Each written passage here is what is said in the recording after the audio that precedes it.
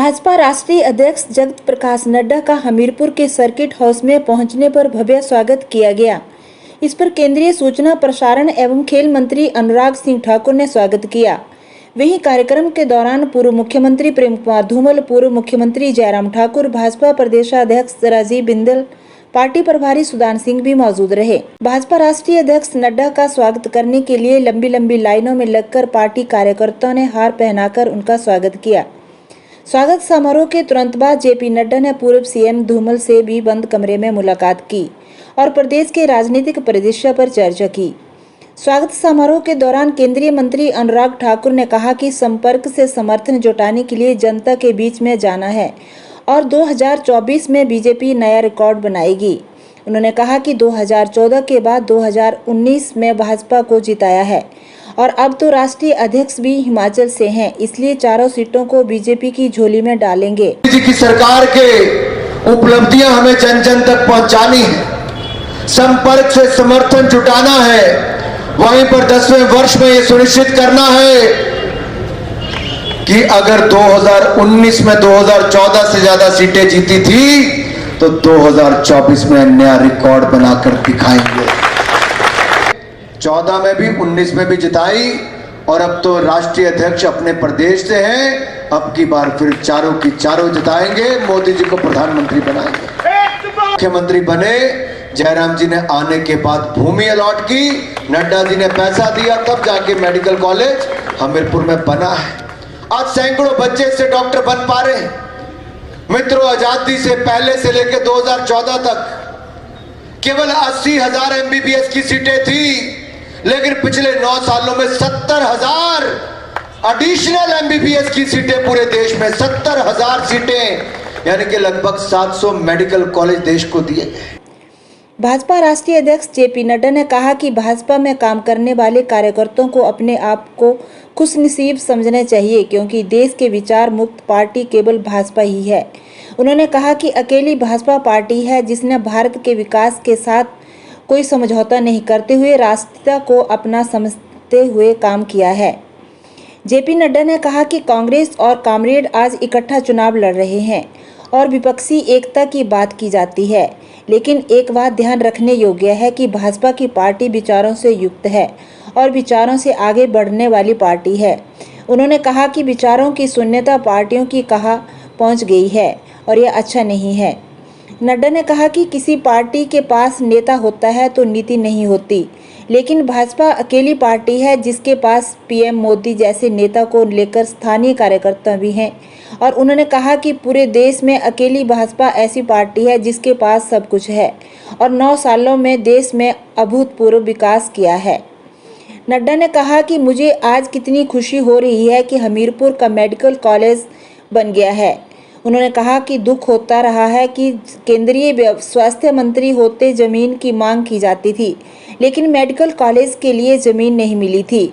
फिर भी धूमल सरकार के समय मेडिकल की शुरुआत की थी। उन्होंने कहा कि हमीरपुर मेडिकल कॉलेज हमीरपुर जिला के लिए विकास तीर्थ बनेगा। उन्होंने कहा कि मोटौर का 4 लेन बनने से हिमाचल को बहुत फायदा मिलेगा। कि हम सब लोग जो भारतीय जनता पार्टी में काम कर रहे हैं उनको अपने आप को बहुत खुशनसीब समझना चाहिए। और मैं सिर्फ कहने के लिए नहीं कह रहा हूं, अब कोई पार्टी देश में ऐसी पार्टी नहीं रह गई जो विचार युक्त पार्टी, सत्ता को हासिल करने के लिए किसी भी तरीके का कॉम्प्रोमाइज करने के लिए तैयार पार्टियां हैं, लेकिन ये अकेली भारतीय जनता पार्टी है जिसने भारत के विकास और भारत के विकास के साथ कोई समझौता न करते हुए राष्ट्रीयता को अपना प्रण समझ करके आगे बढ़ने का काम किया है। तो देख लो, मुझे आज कितनी खुशी हो रही होगी जब मैंने हस्ताक्षर किया होगा कि हमीरपुर का मेडिकल कॉलेज दिया जाता है। और आज जब वो बिल्डिंग देखता हूं तो आप समझते होंगे कि जब बीज लगाने वाले एक माली को कैसे अपना पौधा ऊपर आते हुए दिखता है तो कितनी खुशी होती है। वो खुशी होती है। और दुख होता था, मैं स्वास्थ्य मंत्री, मैं बोलता था कि मुझे जमीन दे दो, मैं तुम्हारे लिए हमीरपुर को मैं मेडिकल कॉलेज देना चाहता हूं, नहीं हो पाया। हमने कोई बिल्डिंग उस समय धूमल जी ने अरेंज की थी, उसमें जाकर के हम लोगों ने शुरुआत की।